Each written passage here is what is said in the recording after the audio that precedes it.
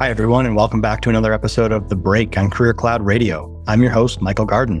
I'm on a mission to help you break your career and redesign your work life so that you can unleash the best version of yourself on the world. To give you some inspiration, I talk to ordinary people who have taken the extraordinary step to break their career rulebook, break their mindset, and break their work so they can own their future. Remember, to have a great life, you don't need a job, you need a revenue source. My guest today is Jennie Blumenthal. She knows a little bit about breaking work. She's the founder of Corporate Rehab, where she coaches executives to re-engineer their relationship with work to grow in their current opportunity or find a new opportunity. Jennie's break moment came in the midst of COVID with kids at home and huge responsibilities at her consulting job. Like a lot of us, she got some space to reevaluate and realized the amazing career she had built over 20 years overseeing 250 employees and consulting with some of the biggest and best Fortune 500 companies in the world, still wasn't utilizing her skills, talents, and energy in the ways that she wanted. So she put herself through her own corporate rehab.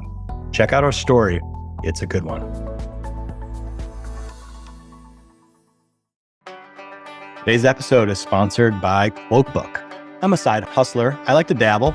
If you're looking for a great holiday gift, check out my kids and my side hustle called Quotebook. That's www.quotebookjournal.com. Quotebook is a great gift for young couples or family with young kids to start building the daily habit of capturing all of the funniness in their lives. The kids and I built Quotebook out of our tradition of capturing all the funny things we say in our family, and we live them whenever we want. You can use the code THEBREAK for 15% off.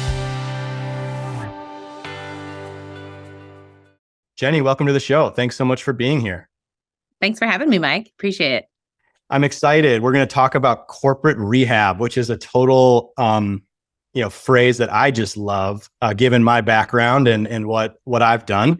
But first, to kick it off, I really have this, just this deep interest in moments that happen and people's decisions, and that's literally why my newsletter is called The Break. It's all about that moment. So I want to just kind of start off with your history. Tell us a little bit about your story and what has sort of led you to your work in corporate rehab as it is today.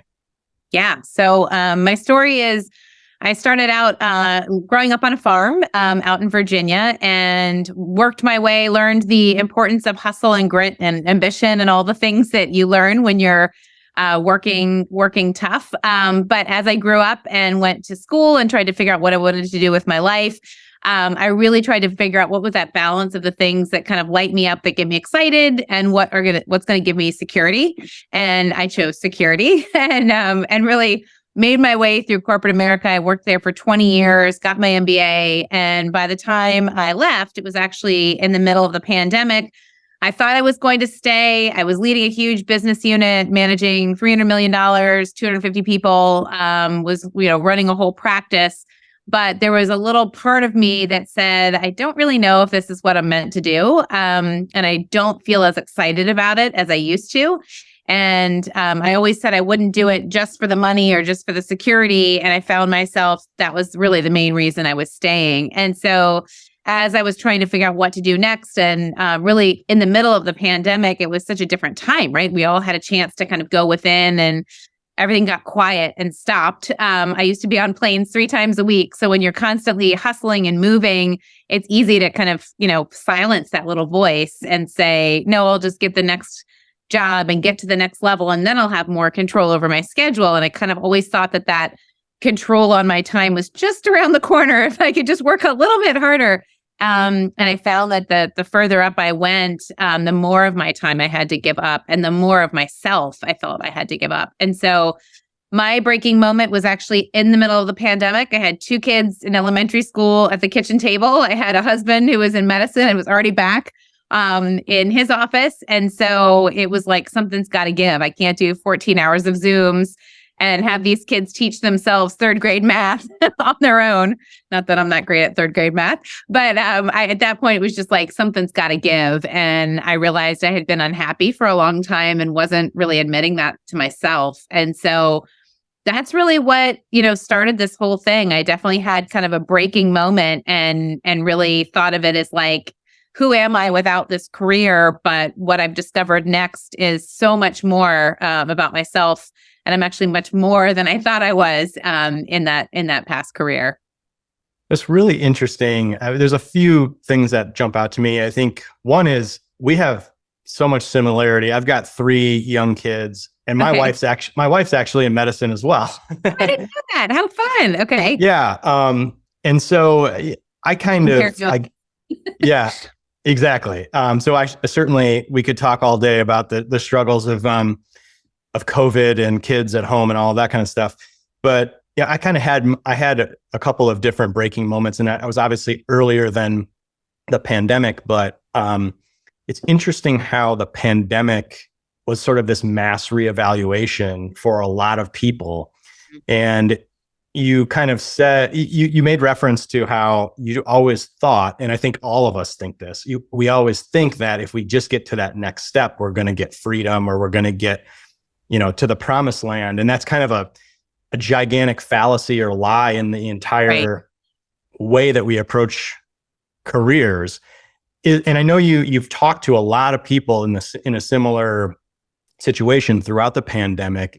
Does that come through as a giant theme in terms of people just sort of ignoring or pushing away the fact that they are maybe unhappy, or as I call it, just misallocating? Like we're misallocating our talents and abilities in the marketplace.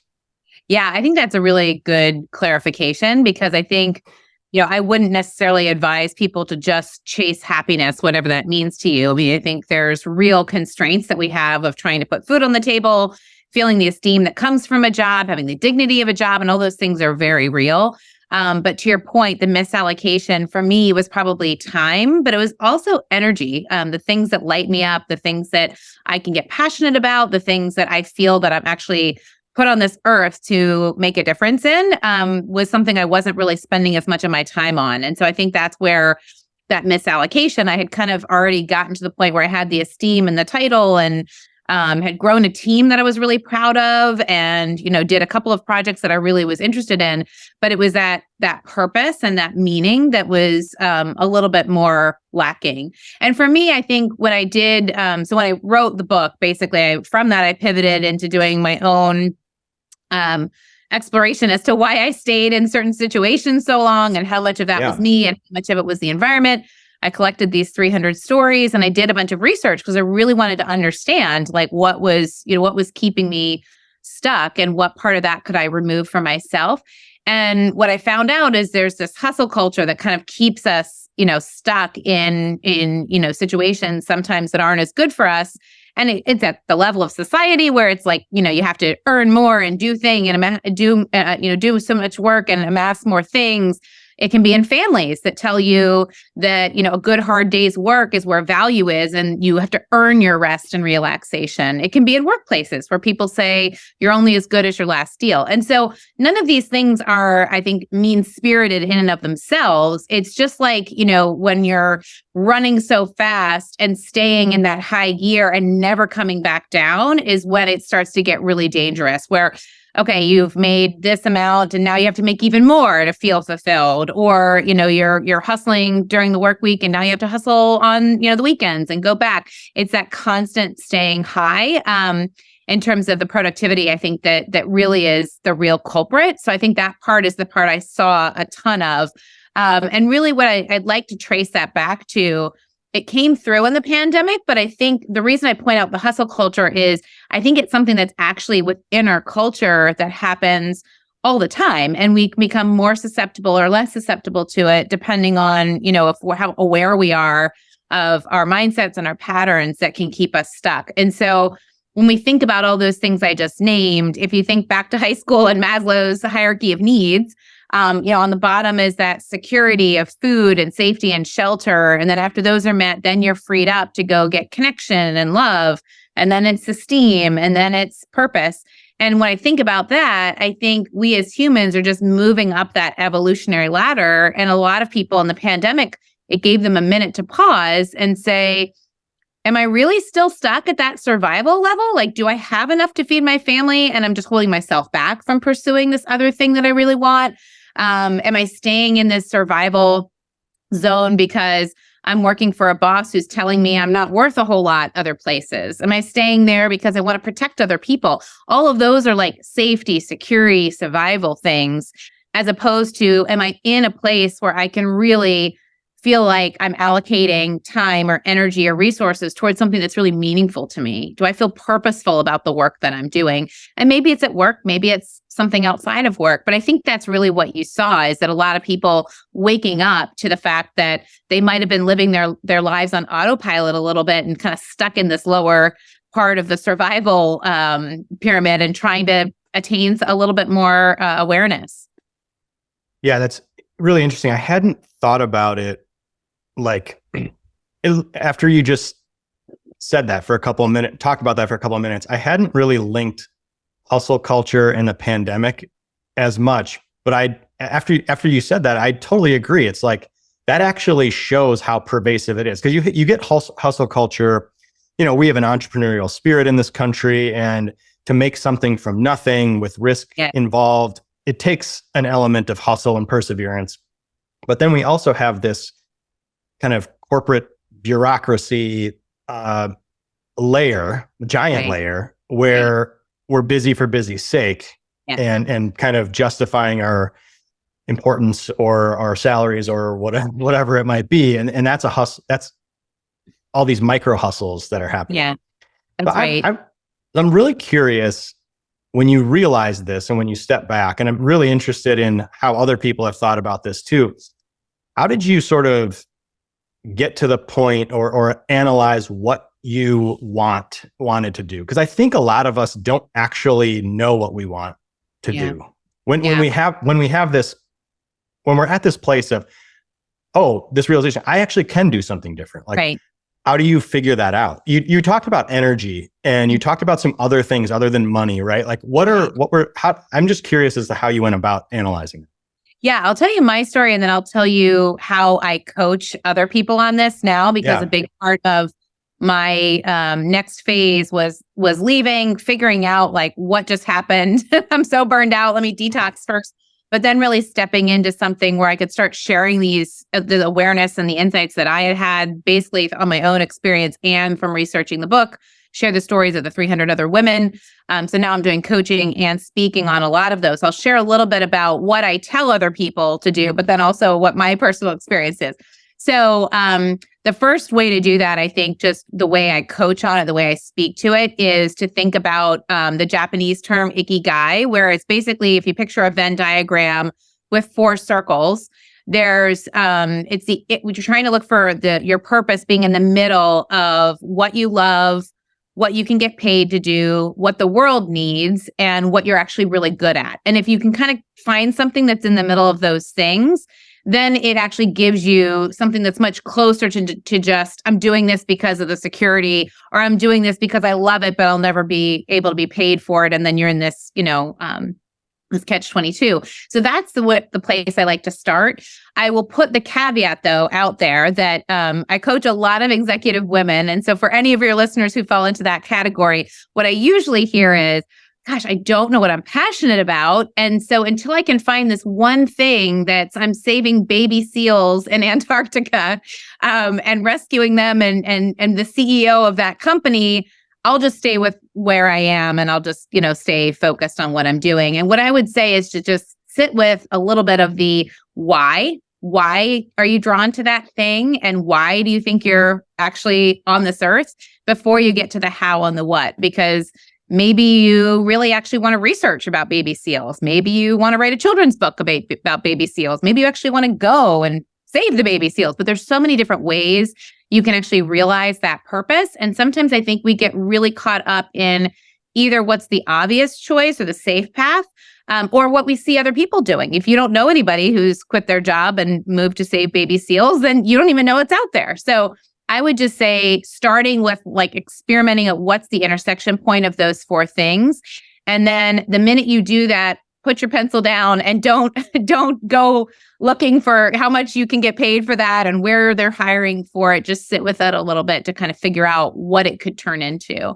And I say that because I think that's also part of my experience, that I didn't start with that exercise. I started with, I'm in the middle of a pandemic. I've got to get this house stabilized and get these kids back in school. And what can I do, as I think about what happens next? And as I started to kind of pull the thread of like, why did I stay, with certain bosses or situations? I started unraveling and finding out so much information that for me, it just became a do the next right thing strategy. The next right thing is to just consume as much of this information as I can and start sorting it to make sense of it. And if you could see I'm in my office, I've got whiteboards all over the walls where I was just constantly, taking notes on some of the stuff I was reading. And founding the company actually just started with women would reach out to me and say, you had this big career and then you left, and what happened? Because I thought, you had figured out like how to be, stay married, have children, and be a decent person while you climb the career ladder. And now, what are you doing now? And I would joke that I'm going through my own corporate rehab. And they would say, well, what do I do next? And I started documenting the process. And that's really what happened with the book, is I started sharing with them. I couldn't send them the 50 books I had just read. And so I started to boil it down into all the things that I thought were the most useful, things about mindsets and behaviors that we're not taught as kids and we're not taught in school. And so unless you've had a life experience that teaches you about limiting beliefs or about, how family dynamics can repeat in the workplace, then how would you know? And so that's really how it started. And so I share that because it wasn't this, I'm going to leave. And once I decide I leave, I'll build myself, this plan, and I'm going to be an author in 18 months. And in 2 years, I'm going to, I kind of had to take a little bit of a leap of faith. I don't know that I would recommend that for everybody in that situation. I think it is better to do a bit of a roadmap. And with my clients, that's what we do, is architect, like, what are you going to do in what time frame so that you can feel confident about those decisions you're making and the financial trade-offs. But I think that would be the answer I would give is, don't give yourself so much pressure of finding the thing you're meant to do and your one purpose. Because I think as humans, hopefully we keep changing when we keep growing, and that purpose can evolve several times throughout your lifetime. Yeah, I think it can and definitely does over time. Yeah. I think that's the norm. People think of it in reverse, but I think that's the norm. And so having that sort of experimentation mindset is what we talk about. We talk about having a portfolio of options. Yes. So thinking about, I come from like kind of a finance background. And so I think about it that way. And we think about Warren Buffett's circle of competence, like know what you know, and then exploit that and be creative about figuring out how you can exploit that in some other way is sort of how we talk about it. So an advantage can come in a lot of different ways. Like you talked about, like what just gives you energy and fuels your curiosity, because you're going to be able to stick with that. So that's really interesting framework. Can you describe the Venn diagram again? It was what you're good at. Yep. What you're good at, what you love, what the world needs, and what can you get paid for. And I'll have all of this linked on my website too. I can put a free exercise out for your listeners if you're interested, to just make sure people can pull that down, because I think it's one of those interesting ways to just challenge yourself. Great activity to do over the holiday break with your significant other, and challenge yourself to think about different ways you can go pursue that purpose, whether it's within the job you're doing now or a different way in your life. Cool. So we started off kind of talking about the sort of this big lie around how we approach our careers. What other kind of lies are there that we're sort of taught or acclimated to about career? Yeah, I think one of them that is actually directly related to the hustle culture that I hear most often within my coaching is, I'm not enough. And it shows up as someone saying, I need to hustle harder. I should have done more. I always get overlooked. People get promoted before I do. I should have known that the kid was going to get sick and finished up the project the day before. All of these things that kind of tell us at the bottom of it is this lie we tell ourselves that we're not enough. And I think part of that shift that's so important is just being able to shift some of that mindset and recognize when you're telling yourself that. Allow it, don't judge right away, but investigate underneath. Look underneath that statement and say, why do I feel that way? Why am I telling myself I should have gone faster, or I never get, the promotion? And then really replace that with a new belief that like, I'm just enough. I'm exactly enough. Or I know plenty for this role. Maybe there's a skill I don't have yet, but I'm enough just by existing as a human being and being born. I don't need to prove myself additionally as a human. I might need to prove my financial skills to get to that next role or whatever it might be. And I think that piece holds us back so often, where we hold ourselves back from pursuing something until we have all the skills. We hold ourselves back from actually thinking you're going to win at something because you are feeling like you're always the second place or you're always losing this, so I won't even try. So I think there's a lot of ways that we lie to ourselves, and it winds up impacting our performance. I think one of the other big lies that I hear a lot is that you can have it all. And I think this is one that's very generational. When I think about, the trends in the workforce, thinking like from 1960s to today, a lot of us, if you're Gen Xer, you're, the daughter or the son of someone who said women can be anything. And I think the challenge was because there wasn't that many role models in the workplace, women tried to be everything. And all of a sudden you've got two people earning in the home, two people trying to split the housework, but a lot of the caregiving, as you know, we don't have a national caregiving policy. And depending on how client or patient facing you are, there's some of us that have jobs that, you can't really control your time quite as much. And so the caregiving falls to one spouse or the other. And so I think what happens is we're told this myth of you can have it all, sure. And, go get all of, have the career and the work and the house and the 2.5 kids and the dog and the picket fence. And we're not really peeling that curtain back and saying, well, what's it going to take to get there? What are the real trade-offs? Who has to take, different gender roles in the house, and who has to actually be the one to take off when the baby's sick, and those types of things, I think are really like normal conversations that we should be having. And I'm surprised at this day and age how much those conversations don't get had really in the midst of either workplaces or marriages sometimes. Some of it I'd like to see change is that caregiving policy, because what I'm hearing now is as we get out of, the caregiving status for young children, then about 55% of adults in their 40s also have an elderly parent to care for while they're caring for children. So that sandwich generation is becoming a huge piece of it as well. And I just think it doesn't work with the way career ladders are typically built today. So those, I think, are two of the biggest lies that I think we're told. Yeah, I agree on the you can have it all one for sure. That applies. Obviously, that it's a great example for women in the workplace, but it applies to everybody. I believe that you can have virtually anything that you want, but you explicitly can't have everything. You have to choose, because you have to essentially allocate your time and resources to get that thing. And there's always trade-offs. So, that happened with me in my career change as well. Like I had to again, I said, my wife's a doctor. She takes precedent. She has patients and things that actually matter. So early in my life, I was type A, go-getter. I wanted to build businesses and do all of that stuff. And was having kids, and I'm like, we can't do all of this. So I had to figure out and engineer and really think about how I was going to still get those things out of work, but be around. And that was the impetus for my getting out of the 9-to-5 and trying to build a lifestyle business that allows me to be around and take on some of those other roles. So I definitely agree with that. We have to choose. Yeah. And I think you're right. The piece you mentioned in there too, that you can't have it all at the same time, I would say, or the same measure, the same level of quality, because one of the things you just hit on, I think that's so huge in this whole efficiency. Some of it's, I'll pull back to the hustle culture of that productivity output efficiency.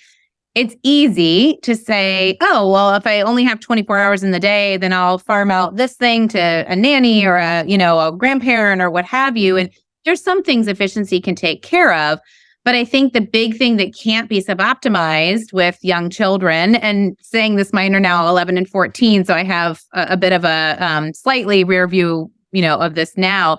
You can't outsource the emotions. You can't outsource the time when they're going to really need you. My daughter's actually home sick today and downstairs, and I had 4 hours of things I was supposed to do today. And she said, just come sit with me and watch movies. And I said, okay, like that's actually going to make a big difference in both of our lives versus whatever I would have accomplished. But you have to have the flexibility to be able to do that. And you have to have the clarity to make that trade-off and tell myself, I am looking at both of these options and I'm choosing this one today. I might choose the other one tomorrow, but having, I think, the transparency of that decision and the confidence to make it is something I don't think I had before. I had a lot of workplace guilt and mom guilt together, and it was hard to make some of those trade-offs. So I think you're right. Making that in a straightforward way is really what's needed. So I'm going to ask, I think there's millions of people that are sort of dreaming about doing something different or figuring out how to control their work life better. And I would estimate, again, this is just off the top of my head, I would estimate maybe 10% of people are actually taking steps to do that. You've talked to 300 women, you've done it yourself. I've done it. What is holding people back? What do you tell somebody? Like, what is the thing where somebody just says, why go? It seems like a lot of work to introspectively try to figure all of this out while I have all of these other obligations. Why go through that? Like, what's the thing that's holding people back, and why should they persevere through? Yeah, I think the thing, what might be holding people back when it comes to doing some of the inner work or getting in touch with like your actual thoughts and desires and all those types of things is, we're run on, 95% of our actions come from subconscious thoughts, right? So I think that's the challenge is what you're really talking about and doing is reprogramming at some level these programs that your body's been running on. And the one stat I found out in the book that kind of blew my mind was our subconscious programming is built by first grade. So by the time you're 7, you've already learned as a child who's safe, who's not, what behaviors get rewarded, what get punished. And you've already decided to emphasize to your parents those, soccer skills that get you a pat on the back and a trophy, and de-emphasize the things that get you a scowl from your parents, like too many emotions or crying or whatever it might be.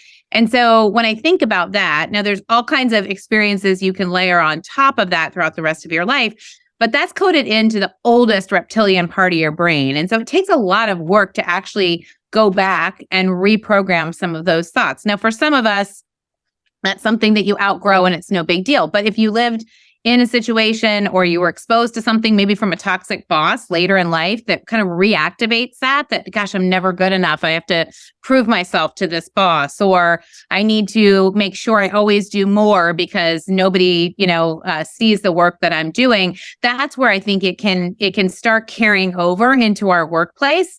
And of the 300 women I spoke with, it was interesting how so many of them came back to, I always seem to work for these narcissistic bosses and I can't figure out why. Or, gosh, now that you're asking me this question, I always get into the situation where I'm having to fight with another guy for my revenue. And it's just like, it reminds me of this bad boyfriend I had in, college. It was like these similar patterns that repeat. And that's because our bodies are trained.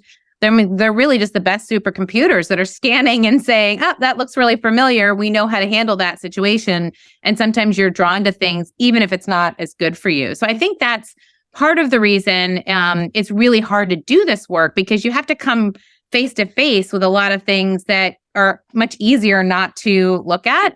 And in the same way, why it might be hard not to leave a situation and say, I'll just stay in this job where I'll manage this, or I'll manage the toxic boss, or I'll get through the burnout or what have you. Again, that same reason, it's familiar. So you know how to manage it. And it's like the devil you know versus the devil you don't, I think is what keeps a lot of people, trapped in situations that aren't as good for them.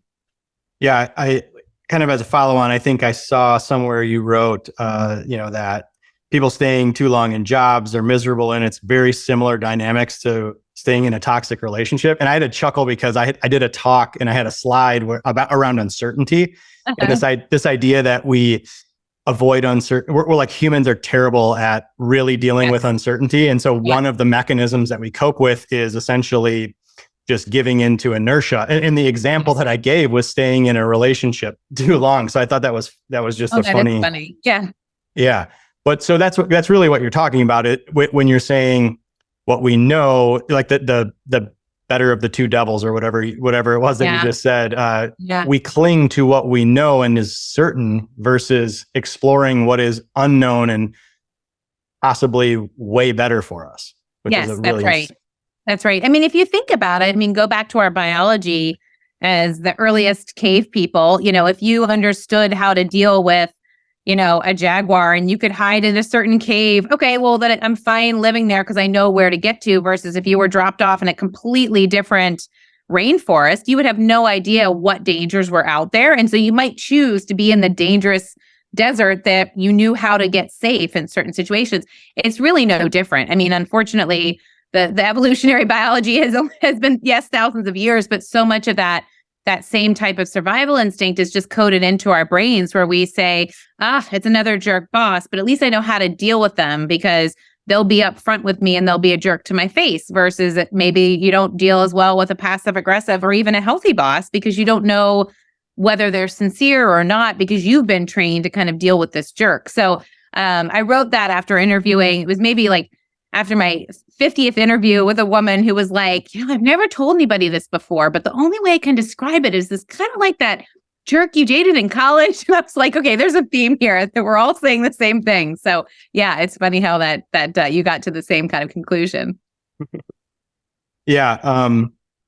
I think one of the other barriers, I guess I would say, so there's the uncertainty aspect of it. And then I think there's also this, it plays into what you were talking about with hustle culture hugely. It's this time and space for exploration.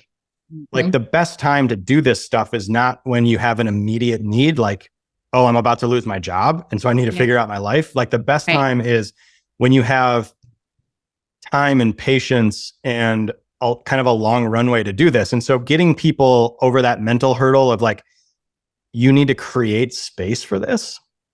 For this time is another one. I don't know if how do you deal with that within your coaching practice? Yeah. So we first start with a timeline and figure out whether someone's trying to pivot and make a change into a different career, or whether they're looking to change right where they are and be more effective in the job or get the next level of job that they have, because that timeline does make a difference. In some cases, I found that having the urgency actually helps the person stay accountable to doing the work and knowing that they only have access to me for these 6 sessions, and I'm going to, collect the homework. We're going to talk about it, actually keeps them on the hook. So I think that helps a little bit. But then knowing how much of that work we're going to do on mindset shifts and patterns up front versus when they're going to need to take 6 months to dig into something, that's a little bit deeper in their background, or whether we're just going to take 2 months to, update a resume or what have you, I think is the key to kind of managing that expectation. But I do look at this as a lifelong journey, honestly. And that scared the crap out of me when I first went through this. So I think the version of me that had started this, starting therapy at 42 for the first time in my life and actually digging into some of my background for the first time, it was terrifying, like you're actually forced to confront why you do what you do and take responsibility for the things that you bring to the table and look at the ownership and have compassion for things that are around you that you don't have control over. And that's really hard, especially for an overachiever who's used to being able to just hustle harder for what you need to do. So I think that part, it's a little bit of a balance of what's realistic to do in a certain time frame, so you're not overloading it, but then also realizing that hopefully you keep growing, and so therefore this work continues throughout your life in some way. So we've teased a little bit of, that you coach, that you have a site and a program called Corporate Rehab. Can you, but we haven't really given the whole overview of that. So can you let everybody know what you do with Corporate Rehab and who you're looking to help in what types of situations? Yep. So Corporate Rehab is here to help leaders thrive. And so what we do is take people from going from surviving corporate America to thriving within corporate America, or it's outside of it too. And so there's basically 3 tracks. If you're coming to me for inspiration and how to lead at the next level, there's a program called Thrive within that. If you're looking to make a change and figure out how to actually shed some of these mindsets, change some of the behaviors, understand what are some of the beliefs that are holding you back, and then change into a new career with some resume help. That's the rehab program, where we walk through the 5 steps of rehab that follow the book. So it's R stands for recognize your life story in the context of your values and patterns. E is evaluating your habits, your energy, the things that light you up. H is heal across mind, body, and spirit. A is arise and actually get to play and grow and do the fun things that you don't have time to do when you're hustling. And then B is building that roadmap and getting a crew of people around you to kind of reinforce those changes. So we walk through that with additional exercises and meditations and stuff. And then the other group is all my entrepreneurs who are looking to grow businesses who have had left corporate America, and that's the Rise program. So Thrive, Rehab, and Rise. And it's all on my website, so corporate-rehab.com. And then we use the book as an aid through some of it, and that's what that looks like, with just ditching the hustle culture and thriving again. Great. And so the book is actually called Corporate Rehab, Ditch the Hustle Culture and Thrive Again, right? And that's available pretty much everywhere? It's on Amazon. Yeah, it's the easiest way to get it is on Amazon, or there's a link on the website too. Cool. And I'm assuming like sort of the common thread through all of these services is really around getting just a handle on the work too. So, I mean, it's achieving, but also just like being sane through the whole process. Yeah. Right. Which is sorely needed. That's right. I've got some people coming to me that are like, I'm deep in burnout. What do I do? And we pick up in rehab and talk about how to set up those time boundaries and all those things. I've got some people saying, I want to get to the next level, but not burn out in the process. So how do I do and that's really where Thrive comes in. So it's been interesting to see. It's really just one big continuum that blends neuroscience and leadership and mantras and energy work and all of this stuff, because everybody, I think, comes at it from a different place. And I want to introduce all of these different modalities and see what works for each person. But it's really giving you the tools to be able to teach yourself these things and work on it no matter where you are, from burned out to thriving. Okay, cool. I got to add, in our earlier conversation, the thought popped into my head about imposter syndrome being a blocker. Yeah. And so I want to get your thoughts on it, because I'm actually looking at your site and I see like up on one of your pictures, it says imposter syndrome is the inability to accept one's own accomplishments and the constant fear of being exposed as a fraud. And it's so funny. I have massive imposter syndrome, and yet I've still managed to sort of do enough of the right things to take care of my time. But it is probably one of the biggest things I am constantly working on, and I'm 42. Yeah. And I still feel like I shouldn't be in the places that I want to be in. I mean, just talk to us. Like, this is so pervasive and it's so crippling, and I can't understand why I have this problem, but I feel everybody does. So just talk to us a little bit about that topic. Yeah, I think it is so pervasive, and everyone has it to some degree. And sometimes there's times where there are people I've been talking to that are like, "Oh, I already got over that in my career." I'm like, "Call me in a couple of years," because the more you grow, it's just a new room that you're in. That you're suddenly finding yourself in and saying, "Whoa, all of these people are so much higher caliber, or know so much more, or what have you." I think it comes, to your point, exactly from a place where we're constantly pushing ourselves to be more. And it's this tension between like enough of that hustle and ambition, which is great, that pushes us outside of our comfort zone. Because if you weren't feeling imposter syndrome, that might also mean that you're staying too safe and not pushing yourself, right? So you want enough of that edge, but then not so much that you're in these rooms and you're automatically, thinking less of yourself compared to, in a lot of cases, this mythical level of intelligence or prowess that you're giving everyone else. I think that's part of it too, is that we give other people way too much credit and then we don't give ourselves enough. So a lot of times what I like to try to do is just kind of dig into what's making me feel like an imposter right now. And depending on the room and the situation, it could be anything, right? I'm a brand new author. If I'm in a room with a bunch of published authors, do I feel like an imposter because I'm trying to pretend I know more than they do, right? If I'm in the middle of Wall Street, do I feel like I'm an imposter because I'm not dressed in my perfectly tailored suit? I think part of it is just understanding what's really driving that. And then when you peel that back, then you can get into reframing it into a different belief. Like, do I feel like I don't belong because I don't have the skills to be an author. Well, actually, that's not true. I do have the skills. I just haven't written as many books. Are these people all 15 years older than me? Why, yes, they are. Interesting. So they might have felt the same way when I was. So kind of just giving yourself some facts to counteract, what that belief is. But I think one of the biggest things I learned when writing the book is that your thoughts may be real, but that doesn't mean that they're true. So that imposter syndrome feels totally real to you. And that emotion, like sending pulses up and down your body and telling you, got to get out of here. I feel, or put on a fake smile and fool them all until I get a chance to go take a breath. That might feel real, but it doesn't mean that it's true. It doesn't mean that you're any less, qualified than anyone else in that room. And just trying to get that balance, I think, is the key, because I even say this to my son, like I want him to push himself to a point where he's out of his comfort zone, but then, to give him enough credit when he's in any room that you're just as smart as anybody else in here and not, knocking yourself down. Excellent. Yeah, that's a great message for people to hear, and for me and as well. And me too. Yeah. Yeah, it's so relative, and it definitely depends on what level you're at and where you want to go, how bad it is. But very good stuff. So for people who want to walk away from their jobs but haven't yet, like, what is your central message? What do they need to hear walking away from, coming off of this podcast? If somebody's in that mindset, what do they need to hear and do? Yeah, I think the two things I would have them ask themselves is why and why not. So if you're thinking about walking away, why? What are you trying to either walk away from or towards?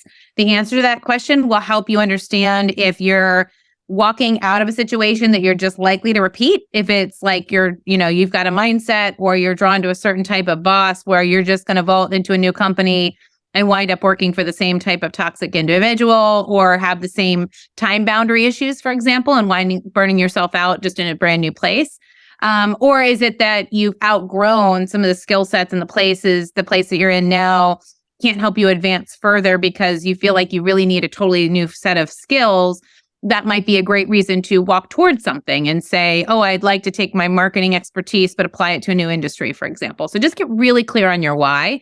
And then the other piece is why not? I mean, really have to answer that one, not only out loud, but I make people write it down, because a lot of times you're admitting to yourself what's holding you back. And oftentimes it's not the things that people think. Like I've had people tell me that are 7-figure earners, well, I couldn't leave this job because I have to feed my family. I'm like, don't you think you could feed them for less than 7 figures? They're like, well, yeah, but I mean, I don't know. Yet that's not really the reason. There's maybe prestige or identity, or who would you be if you didn't have that job?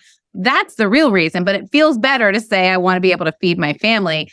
But that's something that might be holding them back that they're not even aware of. They don't even see, that person might not even realize they can feed their family for a lot less than what they're doing. And they haven't even realized that they can make that trade-off. In fact, when I left my job, the week after, maybe 2 weeks after, I got an offer in the town of my dreams, where my husband and I have always wanted to retire, for 35 hours a week, but it was like a fourth of the salary that I was earning. And my immediate reaction was like, how dare they? Don't they know what I'm worth? And thinking back on it now, I'm like, yeah, they did know what I was worth. And my time was worth a certain amount, and actually getting that back and having the time to have other aspects of my life while earning what was a really great salary would have been a great opportunity. But I was too stuck in this identity and the prestige of the job to say, well, I'm not taking anything less than what I'm worth. And I think it's easy to keep ourselves trapped in things that aren't good for us because of that financial security. So that's what I would have people say is, why haven't you left? Or why are you thinking of leaving? And why haven't you left so far? Very cool. Why or why not? I'm a big fan of trying to solve problems from multiple angles, and that covers it. So I appreciate that. That's fantastic. All right, I'm going to move to our rapid close questions here. So number one, is there a recent author, thought leader, or influencer that you've come across that has caught your attention, and why? I think the one that I'm seeing a lot of Adam Grant lately, and I think I just read his book, Think Again, and I really appreciate his style and the fact that he's thinking about it from a systems perspective, because I think that part is really huge, that he doesn't often in his, short snippets that he'll use on Instagram and Twitter, he doesn't usually attack. He's not saying this person's right or this group is wrong. He's really trying to shine a light on the structural faults in the system, faults in our leadership as people, what our human tendencies are. And I think that's just so refreshing because it's so easy in this day and age to just kind of, look for who to blame or who can hold this bad feeling for me, as opposed to shedding light on how humans behave, which is what happens actually in companies. Great. Yeah, he's a good one. I definitely suggest people check him out. All right, next one up is there a book that you're reading now or have read recently that's influenced you? You just mentioned Adam's book, but is there a different one? I get to read a lot in this job, which is really nice. I would highly recommend, and this is a wonderful holiday gift if anyone's interested, Brené Brown's Atlas of the Heart. If you haven't read it or your significant other hasn't read it, it is a gift. It's a gorgeous book for in the first place, but it really breaks down all of the ranges of emotions. And I'll give you an example. She starts in the introduction by saying they did a survey of all of these, like something like 30,000 people, and what were all of the different emotions they could name and actually connect to how it felt in your body. And the average person could only come up with 3: happy, sad, or mad. And that was it. They couldn't tell you what envy felt like. They couldn't tell you what joy felt like. And she thought, whoa, there's something here. And so she wrote this whole book on this is where we go when we're feeling good. This is where we go when we're feeling bad, and really kind of teases out the difference between these emotions. And when I read it, I would understand the glossary, but then she would say, this is how it shows up in your body, this tightness in the chest. And I would think, oh gosh, I have had that emotion and I didn't even know what it was called. So that one I think is really eye-opening. Yeah, that's interesting. We're so literal as people. We need a map to tell us how we feel. It's very interesting. Yeah. Well, and our kids are probably better at this than we are because they know when their heart hurts or whatever it is that they can tell it in their body. But it's kind of an interesting thing that we lose as we get older. Yeah. You told us a little bit about advice for people who want to walk away from their job but haven't yet. But what about people who are just starting out and trying to get a foothold in this world? Do you have one piece of advice for some, like a college grad or somebody, in their first year of their job, what they need to hear? Yeah, I would say, and this is something I've actually watched pretty closely because I teach at the university level. I'm actually doing some guest lecturing in the high school level. And what I've seen is this, rush to, work really hard, all the pressure that's on these kids, which in some ways, like getting your first job, you have to work hard, right? You have to pay your dues to some extent. That said, that this is where all of your habits start. So just think about it in those first couple of jobs. You might not have a family or a workout schedule or something else that really is going to bookend your day and make you think about how you use your time. This is the perfect time to just install boundaries in the way that you work and think about what parts of the job light you up and what don't, so that you can really start to tune your body and understand what your needs are way before those habits become ingrained. I think the hardest thing that I have to coach on now is how to tell people for the first time in their lives how to put a boundary back in on their time, on their energy, on their ambition. And it's really hard when you've spent 40 years of your life living that way. So that's my best advice is work appropriately hard, but make sure that you're practicing good boundary hygiene at the same time. Excellent. And the last one is there's a lot of negativity in today's world, a lot of anxiety. And so I'm wondering what's getting you excited about the next 12 months. I would say, and it probably goes beyond 12 months for me, but the future of work, honestly, I have so much hope for it. I really do. And not in a, I hope Gen Z figures it out while we all sit back, but more in a way of there's a whole generational cohort coming up behind us that's just entering the workforce that has a completely different philosophy. And some of them are in a life stage where they don't yet have the same responsibilities. And so they will potentially change some of those attitudes in terms of how hard they want to work, what their attachment to money is, those types of things. But I think there's a foundational sense of belonging, justice, purpose, and having meaning in your work that's really foundational to this group. And I think if we can look across that cohort plus the other 4 generations, this is the first time we've had 5 generations in the workforce in a long time, and figure out like, how can we add the social capital of the boomers to the corner office hustle of the 80s, of the kids from the 80s, to the millennials that, are wanting to have financial security, but want some meaning in their work, to the Gen Z. If you think about like actually bridging those gaps, we have this tremendous opportunity to recreate corporate America and the workforce as it stands in a way that just works better for everyone. So I have a ton of hope about what that means. I'm buffeting that a little bit against some of the recession talk that we're hearing in inflation. But at the same time, I feel like every single person I coach and I know personally and I watch on LinkedIn, every company is saying they're gearing up for these high growth 2 years coming up. So I think we're going to have a little bit of a tale of two cities. What do you want to do to actually get through this high growth, and how can you actually change the company as you go so that it works better for everyone moving forward? That's great to hear. I'm really excited to hear that. I think what is kind of coming, it is more of a sense of ownership over, and I don't mean financial ownership. I mean responsibility ownership over direction of what each individual does and their decisions, and not so much, okay, I'm going to do this and hustle and get to this position, and someone is going to give me an opportunity, and then all of a sudden, I'm set for life. Like, I think that is not what we want to get away from. And I think the next generation has much more, I can take ownership and risk because I'm okay with decreasing my consumption or whatever. And so I definitely think that there's a better alignment coming, hopefully, for society around that. That's how I see it, at least. Yeah, I totally get that. I think the other word I would add to that is autonomy. Just sense of, having to your point, the ownership, like, okay, this is the choice that I'm making. This is the trade-off I'm making in this moment or in this career choice. And then feeling empowered to be able to say, okay, now I'm ready for more. The kids are older, or now I want to learn a different thing. And I understand that I'm going to have to start, back a few spaces or whatever it might be. But feeling a little bit more autonomy and ownership over those decisions. Yep. Couldn't agree more. Jennie, this has been amazing. Thank you so much for being here. Just leave us with where we can find you online. The website is corporate-rehab.com, correct? That's right. Okay. That's the best place to go, where you can get the book, you can get all the coaching packages. I'll have some events coming up in the new year. So all that information is right there. Excellent. Thanks so much for being here and sharing your story with us. We really appreciate it. Thanks for having me, Mike. I appreciate it.